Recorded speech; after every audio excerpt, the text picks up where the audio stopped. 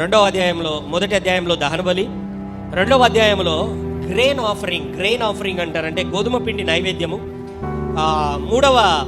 మూడవ అధ్యాయంలో సమాధాన బలి, పీస్ ఆఫరింగ్ అంటారు. 4వ అధ్యాయంలో పాప పరిహారార్థ బలి, 5వ అధ్యాయంలో అపరాధ పరిహారార్థ బలి, sin offering and trespass offering. ఫస్ట్ది వచ్చి బర్న్ట్ ఆఫరింగ్, సెకండ్ది వచ్చి గ్రెయిన్ ఆఫరింగ్, థర్డ్ది వచ్చి పీస్ ఆఫరింగ్, ఫోర్త్ది వచ్చి సిన్ ఆఫరింగ్, ఫిఫ్త్ది వచ్చి ట్రెస్పాస్ ఆఫరింగ్. లేకపోతే తెలుగులో దహన బలి, గోధుమ పిండి నైవేద్యపు బలి, లేకపోతే సమాధాన బలి, లేకపోతే పాప పరిహారార్థ బలి, అపరాధ పరిహారార్థ బలి. సో ఇవన్నీ కూడా, ఈ బలులన్నీ కూడా ఆయన అర్పించమని, పలానా సమయంలో అర్పించమని చాలా రకరకాలైన ఆచారాలు పెట్టాడు.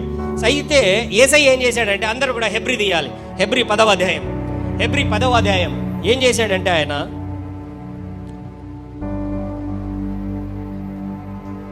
హెబ్రీ 10వ అధ్యాయంలో 11, 13 వచనాల్లో 12-13 వచనాలలో అందరూ తెరిచినట్లయితే ఈయన అంటే యేసు అయితే పాపముల నిమిత్తమై, ఎందుకు ఈ మాట వాడుతున్నారంటే ఈ బలులు ఏవైతే ఇక్కడ నేను చెప్పానో, దహన బలి, గోధుమ పిండి నైవేద్యము, లేకపోతే గ్రెయిన్ ఆఫరింగ్, సమాధాన బలి, పాప పరిహారార్థ బలి, అపరాధ పరిహారార్థ బలి, ఇక్కడ ఏవైతే ఈ బలులు అర్పిస్తున్నారో ఇందులో కొన్ని సంతోషంతో అర్పించే బలులు ఉన్నాయి, లేదా కొట్లాటలు సమసిపోయినప్పుడు సమాధానం వస్తుంది కదా, దాని కొరకు కృతజ్ఞత బలి, సమాధాన బలి, లేకపోతే దేవునికి కృతజ్ఞతగా ఏమైనా చేయాలనుకుంటే కొన్ని అర్పణలు ఉన్నాయి. ఇందులో 2 ఉన్నాయి, పాప పరిహారార్థ బలి, అపరాధ పరిహారార్థ బలి.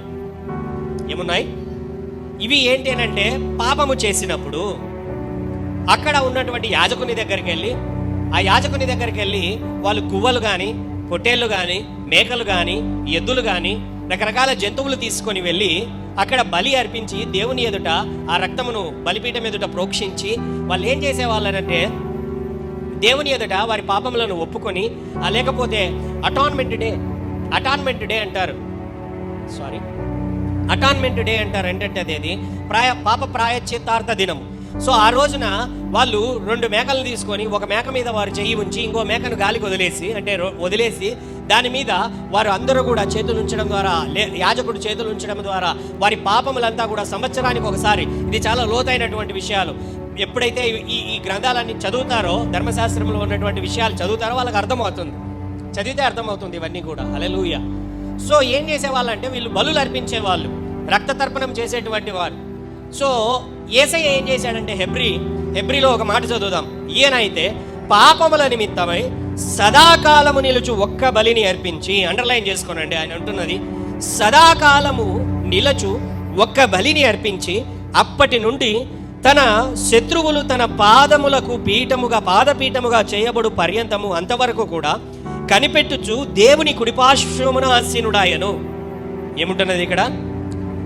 పాపముల నిమిత్తమై సదాకాలము నిలుచు ఒక్క బలిని. హల్లెలూయా. ఏముంటున్నది?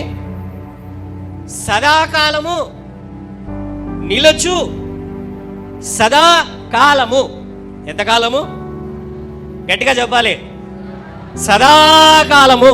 హల్లెలూయా. ఈ బలులైతే, ధర్మశాస్త్రంలో ఉన్నటువంటి బలులైతే వాళ్ళు సంవత్సరం అర్పించాలి. తప్పు చేసినప్పుడల్లా అర్పించాలి, అర్పణలు అర్పించాలి, బలులు అర్పించాలి. సంవత్సరానికి ఒకసారి తప్పకుండా ఏదో ఒక జంతువుని తీసుకొని వెళ్ళి కుటుంబం నిమిత్తం బలి అర్పించాలి. రకరకాలైనటువంటి బలులు అర్పిస్తేనే వారి పాపములకు క్షమాపణ, రక్తము చిందింపబడితేనే పాపములకు క్షమాపణ. హల్లెలూయా. అయితే యేసయ్య ఏం చేశాడనంటే జంతువులది ఇంకా. హల్లెలూయా. నా ప్రజల నిమిత్తము నేనే బలి అవుతాను, నా ప్రజల నిమిత్తము నా రక్తాన్ని కారుస్తాను, నా ప్రజల నిమిత్తము నేనే సదాకాలమునకు. ఎంత? సదా. వాళ్ళైతే సంవత్సరం అర్పించాలి. అయితే ఇక్కడ యేసయ్య చేసినటువంటి ఒక అద్భుతమైన పరిస్థితి ఏంటో తెలుసా? ఒక్కసారి ఏం చేశాడు ఆయన?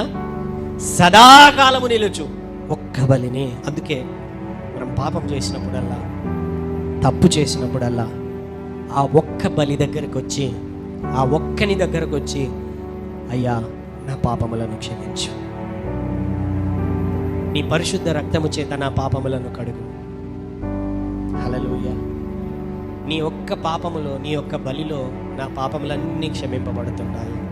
నీ రక్తము చేత నన్ను కడుగు. అందుకనే ఆయన ధర్మశాస్త్రం యొక్క ప్రతి బలిని కూడా ఆయన